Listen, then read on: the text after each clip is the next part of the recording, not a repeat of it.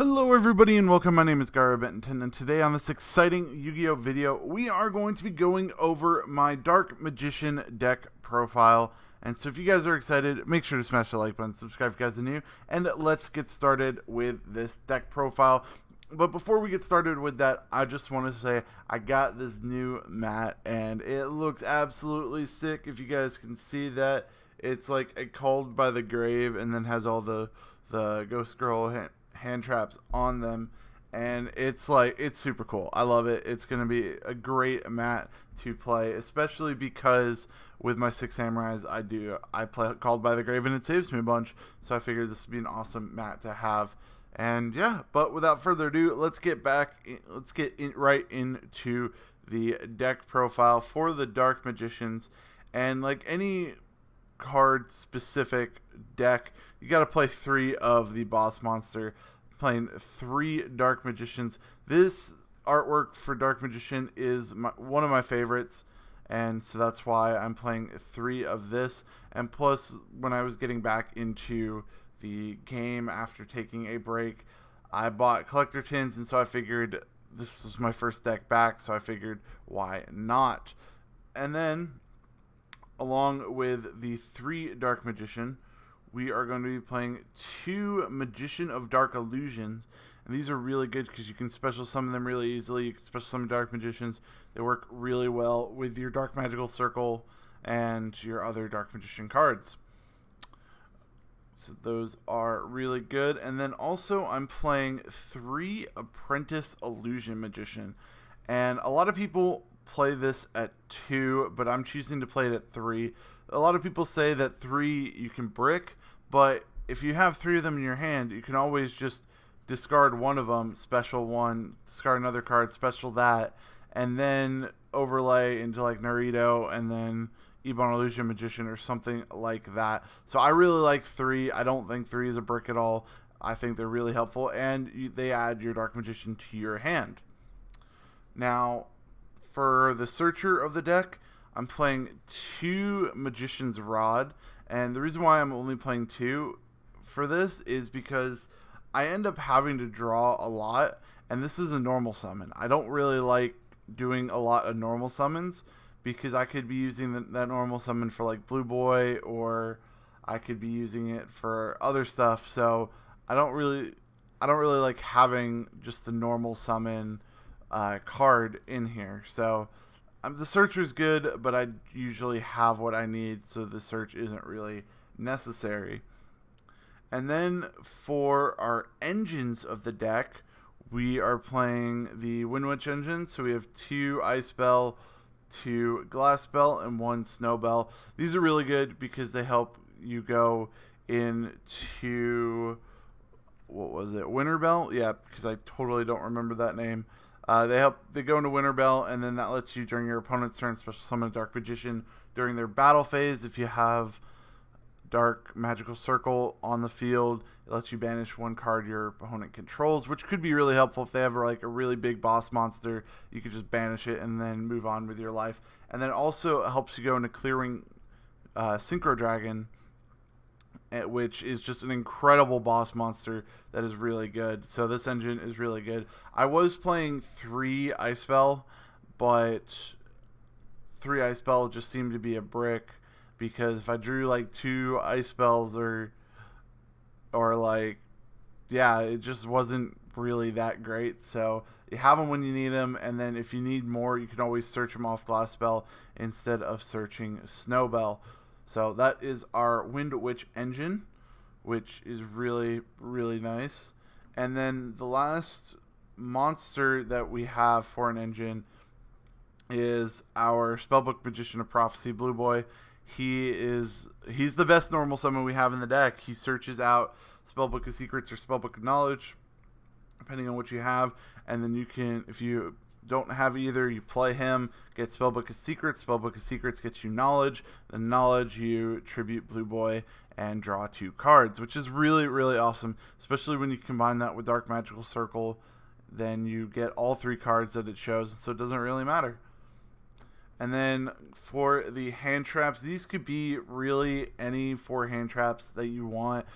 but these are what I generally play for a generic matchup. And then in my side deck, I have like Ghost Reapers and all these other stuff.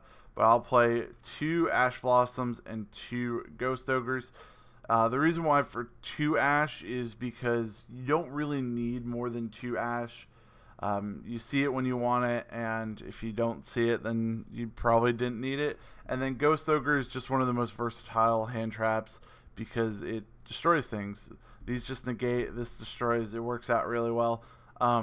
Generally, depending on the matchup, I will side out Ghost Ogres for Ghost Reapers, or if I'm playing something like, I don't know, if we're playing Gokis, I may side out all of them for three Ghost Reapers and a Droll and Lock or something. But I mean, it's all pretty good. The hand traps, you can play what you want. You can play effect failures instead of Ashes, or effect failures instead of Ogres. Just whatever you want to play for the hand traps.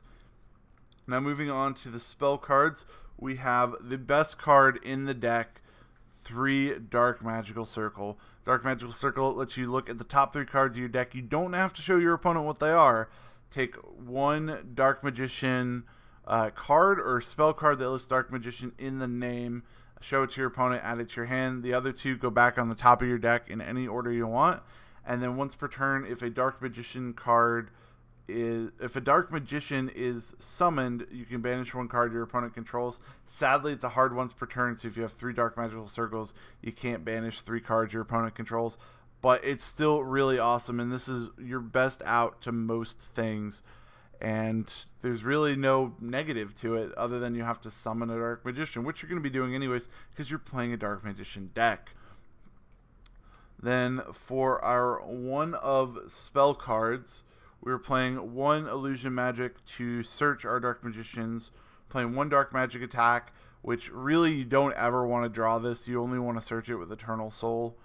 And then we are playing 2 Eye of Timaeus because the Dark Magician, the Dragon Knight, I think it's called, fusion monster is really broken. When you have that, Eternal Soul, and Dark Magical Circle, you've pretty much won the game because there's no outing it. And then for our spell card engines, we are playing 2 Spellbook of Secrets and 2 Spellbook of Knowledge. These are your draw power for the deck. Secret searches out Knowledge, or Secret searches out Blue Boy, which searches out Knowledge. And then if you have the other 2, you can play Knowledge, discard Secrets, and draw 2 cards. It's really nice and helps you draw more cards. Then for just our generic spell cards, 2 Cosmic Cyclone, because banishing spell and trap cards is amazing. I may replace these with Twin Twisters now that I have Twin Twisters. I haven't really play tested using Twin Twisters that much, but I use these when I didn't have Twin Twisters. Now I have a play set of them, so I might trade those out with Twin Twisters. I don't know. And then my favorite tech cards are the 2 Forbidden Chalice. This is really good. It gives your opponent extra attack points, but it negates their effect. So you can, like, if you have this set, you flip it and you negate their monster effect. It gives them more attack points, but using this on a Zold is really good. Using it on a bunch of cards is really good, and that could stop your plays. It's just like an Ash or a Ghost Ogre, but you have to set it to use it in your opponent's turn. And now moving on to the trap cards, I play 2 Eternal Soul. 3 is okay, but I prefer 2 because this does have the effect of if it's destroyed, it destroys all monsters you control, which I don't really like. And with all the back row removal, this is really easy to destroy. But it does let you special summon a Dark Magician a turn, and it lets you search a Dark Magic attack, which is generally the only way that I have Dark Magic attack in my hand.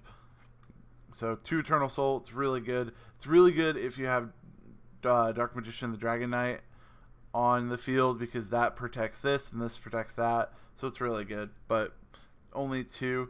And then the last 3 cards, we have 3 Magician's Navigation.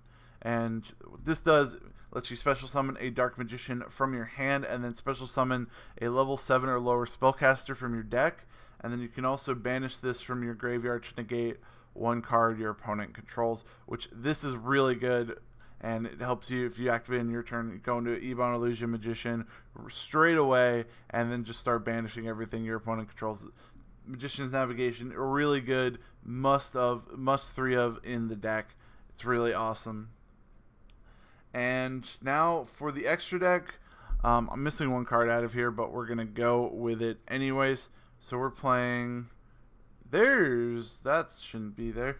We're playing 2 Winwich Winter Bells to go with our Winwich engine, and then the 1 Crystal Wing Synchro Dragon, which that's really good. It negates monsters effects, and it's just a very, very good card. So what I'll do with this is basically special Ice Spell because I control no monsters. Ice Spell lets me special summon Glass Spell. Glass Spell lets me add Snowbell to my hand. I then special Snowbell because I control 2 Winwitches. And we will go off sync into Winterbell, and then we will sync into Clearwing, and then there we go. That's how we get Clearwing out. I love it. It's really good. I was like thinking about Stardust, but then when I saw Crystal Wing, I'm like, yes, that is what we need. And then next, we're going to go for our generic level 7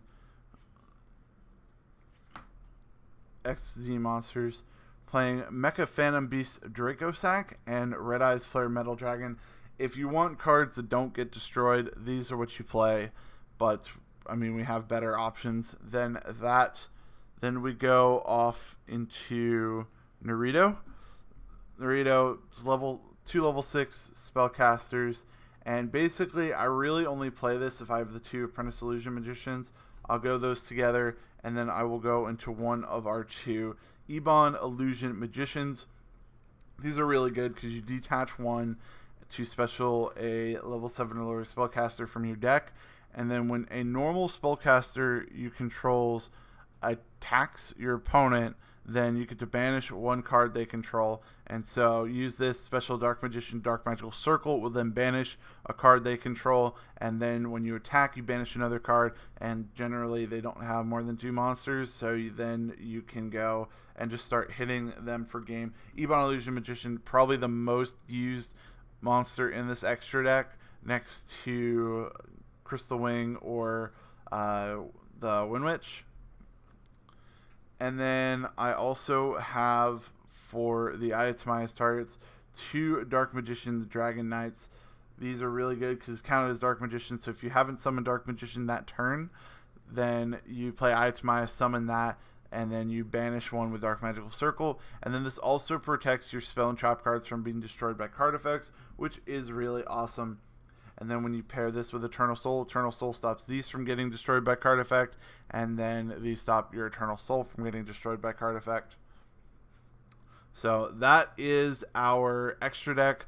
I was playing Galaxy Tomahawk in there, but I don't know, I just wasn't feeling it. And then the other 3 or 4 slots, I think it's 2 or 3 slots that are open, I just will put Cherry's targets, and yeah. So that is our Dark Magician deck profile. If you guys want to see more deck profiles, make sure to smash that like button, subscribe if you guys are new, and I will see you guys next time. Peace out.